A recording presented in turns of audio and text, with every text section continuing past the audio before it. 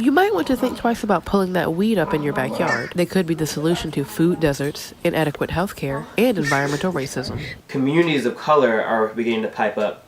On the left, as the left caucus gets more diverse, you're starting to hear some of those concerns come more into the fray. The New England Journal of Medicine found that minorities are more likely to endure water contamination, unsafe air, and 3 times more likely to die from pollution. We arm communities of color with agency over the communities. I think actually a really good way to do that is starting with vegetation. From 2, 3, 5 years old, we're drawing little lollipop trees with brown sticks and green circles, shifting that attitude away from treating certain plants like thugs and treating them more as, wow, that's hairy bittercrest. That's part of the mint family, but it grows as a weed in my front yard. Don't turn your nose up at eating weeds just yet.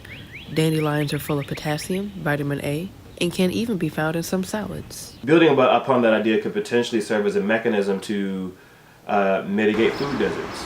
You might not have access to a grocery store, and you allow henbit and hairy bittercrest and smartweed and some of these other things that are edible. You begin to actually introduce this idea of having agency over your community. Interested in learning more about weeds in your backyard? Find this book and others like it at your local library. Reporting for American University, I'm Kara Hackett.